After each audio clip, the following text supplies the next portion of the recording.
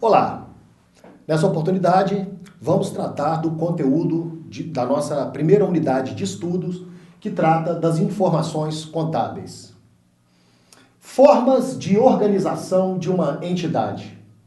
As transações e os eventos econômicos que acontecem a cada instante na economia podem ocorrer por meio de indivíduos ou de entidades devidamente organizadas e estruturadas para essa finalidade.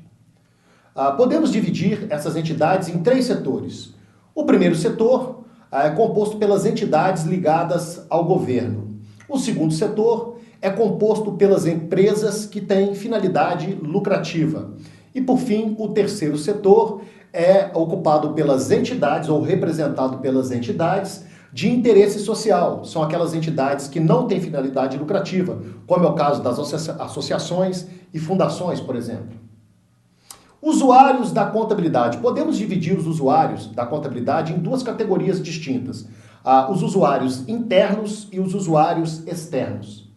E aí podemos então classificar esses usuários, internos ou externos, como toda pessoa física ou jurídica que tenha interesse na avaliação da situação e do progresso de determinada entidade.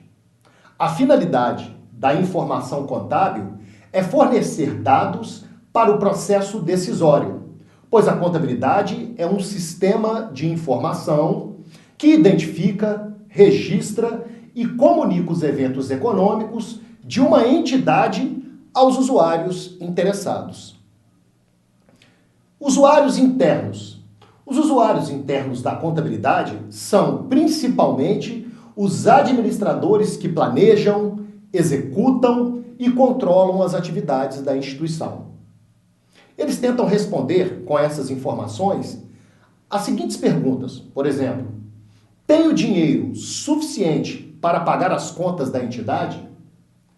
Qual é o custo de produzir um bem ou um serviço? Como os problemas externos irão afetar a minha entidade? E quais unidades deverão sofrer corte de recursos, por exemplo? Usuários externos. São usuários externos aqueles que estão fora da entidade e que necessitam de informações sobre ela, tais como instituições financeiras, fornecedores, acionistas, sindicatos, autoridades fiscais e agências reguladoras. Eles têm interesse em saber, por exemplo, o desempenho da entidade e o esperado pela sociedade. Se a entidade está muito endividada, se as perspectivas futuras para essa entidade são boas e como a entidade está respondendo aos desafios do mundo moderno. As atividades de uma entidade podem ser classificadas em três tipos distintos. Por exemplo, atividades de financiamento correspondem à obtenção de dinheiro dos sócios ou de terceiros. As atividades de investimento, que referem-se à alocação do dinheiro obtido na atividade de financiamento e essa alocação feita em recursos necessários para que a entidade possa operar. E as atividades operacionais, que estão relacionadas ao uso dos recursos aplicados nos investimentos como forma de atingir os objetivos da entidade. Vamos falar agora do processo de comunicação com os usuários da contabilidade. A contabilidade fornece informações aos usuários ao final de cada período, por intermédio das demonstrações contábeis. As três principais demonstrações contábeis, e que serão amplamente abordadas durante o nosso estudo, são o balanço patrimonial, a demonstração do resultado do exercício e a demonstração dos fluxos de caixa. Vamos falar primeiramente sobre a demonstração do resultado do exercício. Apenas uma abordagem preliminar, porque na sequência do nosso estudo nós vamos aprofundar na discussão sobre essa demonstração. A finalidade da demonstração do resultado do exercício, a DRE, é mostrar como o desempenho da entidade indica qual o resultado para um determinado período de tempo. Esse resultado pode ser lucro ou prejuízo, e ele é calculado pela diferença entre o total de receitas obtidos por uma entidade no dado período e o total de despesas incorridos por essa entidade nesse mesmo período. Vamos dar uma olhada nesse exemplo aqui que está no nosso slide. É a demonstração do resultado da empresa Ondas do Mar, do período de janeiro a 31 de dezembro de 2009. No topo dessa demonstração, na primeira linha dela, nós temos o total da receita, que pode ser uma receita de venda ou uma receita de prestação de serviço, no valor de 50 mil.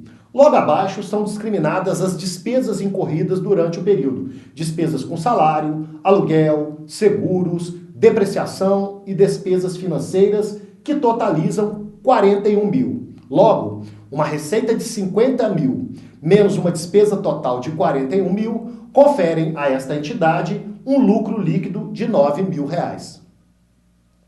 Vamos falar agora de uma outra demonstração contábil, o balanço patrimonial. O balanço patrimonial apresenta os ativos e os passivos, o passivo que inclui o patrimônio líquido, de uma entidade em um determinado período de tempo específico. A base conceitual do balanço patrimonial é a sua equação básica, que em seu sentido restrito é a igualdade entre o total do ativo e o total do passivo. No sentido mais amplo, a equação é a diferença, ou a igualdade, melhor dizendo, entre o total do ativo e a soma do passivo e do patrimônio líquido.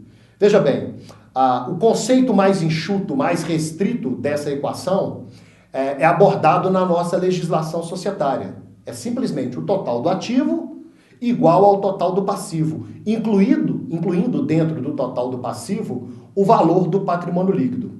Já na teoria contábil, o patrimônio líquido é tratado como um subgrupo separado. Então nós teríamos a seguinte igualdade: o total do ativo é igual à soma do passivo e o patrimônio líquido. Vejamos agora um exemplo de balanço patrimonial da empresa Ondas do Mar, e esse balanço patrimonial refere-se ao período de 1º de janeiro a 31 de dezembro de 2009. Observemos a coluna do lado esquerdo do balanço patrimonial. É a coluna do ativo, do subgrupo ativo, que é dividido em dois subgrupos, o ativo circulante e o ativo não circulante. No ativo circulante, nós temos a conta caixa e a conta estoques, totalizando um valor de 12 mil para o ativo circulante. E no ativo não circulante temos apenas um elemento, apenas uma conta, que é a conta computadores no valor de 30 mil. Somando então o ativo circulante ao valor do ativo não circulante, temos um valor total para o ativo de 42 mil. Já do lado direito, na coluna à direita do balanço patrimonial, nós temos a distribuição dos elementos que compõem o passivo e o patrimônio líquido. No passivo, nós temos o passivo de curto prazo, que é o passivo circulante, e o passivo de longo prazo, que é o passivo não circulante. No passivo circulante, temos 3 elementos, ou 3 contas: fornecedores, salários a pagar e receita antecipada, num total de 5.400. Dentro do passivo não circulante, temos o elemento patrimonial ou a conta empréstimos, no total de 7.600. E no patrimônio líquido, como um subgrupo separado, temos 2 elementos ou 2 contas, capital social e reservas de lucro, num total de 29 mil.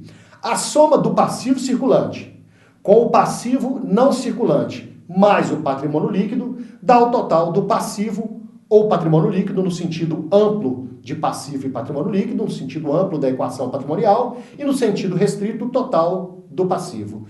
Reparem que o somatório do ativo, 42 mil, é exatamente igual ao somatório do passivo mais o patrimônio líquido, validando a nossa equação patrimonial. Mais uma demonstração contábil, a demonstração dos fluxos de caixa. A demonstração dos fluxos de caixa detalha a movimentação com os recursos monetários da empresa, incluindo o caixa e os equivalentes de caixa. Esta demonstração está dividida em fluxos de caixa decorrentes das atividades de financiamento, investimento e operacionais.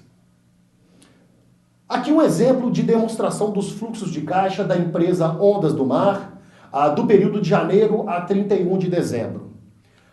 No primeiro bloco de informações, nós temos o fluxo de caixa das atividades operacionais, que tem um valor positivo de 15.400. Isso significa que o desenvolvimento das atividades operacionais da empresa tiveram um fluxo de entrada superior ao fluxo de saída de caixa no total de 15.400.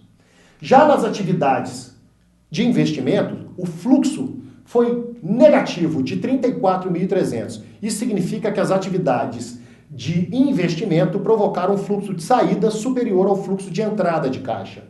E por fim, as atividades de financiamento provocam um fluxo de entrada de caixa de 24.900 positivo. Observem, logo do lado direito da figura, essa continha que a gente fez aqui, ó, somando o fluxo das atividades operacionais de 15.400 com o fluxo positivo das atividades de financiamento de 24.900 e deduzindo desse valor o fluxo negativo das atividades de investimento no total de 34.300. Dá uma variação positiva de 6.000. Essa variação positiva de 6.000 representa a variação no caixa da entidade, que iniciou com saldo zero e terminou com saldo exatamente de 6.000, que é a variação do fluxo de caixa.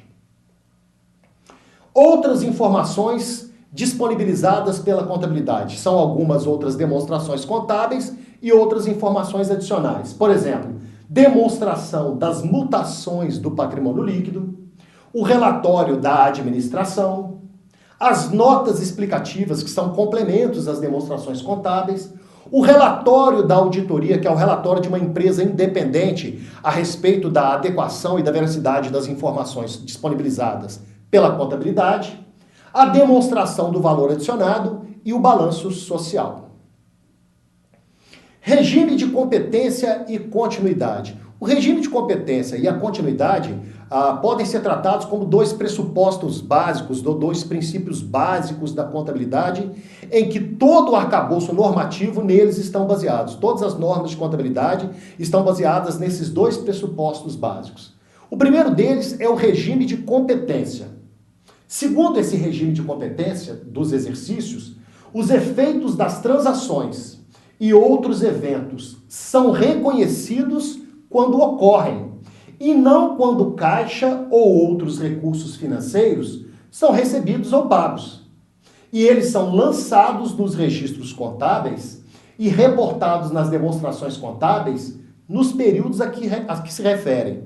Por exemplo, independente de uma empresa realizar as suas vendas de produtos, de mercadorias, à venda ou a prazo, é o total do valor dessas vendas, recebidas ou não, que serão inseridas no cálculo do resultado. O mesmo vale para as despesas. Despesas tendo sido pagas ou não, vão entrar no cálculo do resultado do exercício, de acordo com o regime de competência.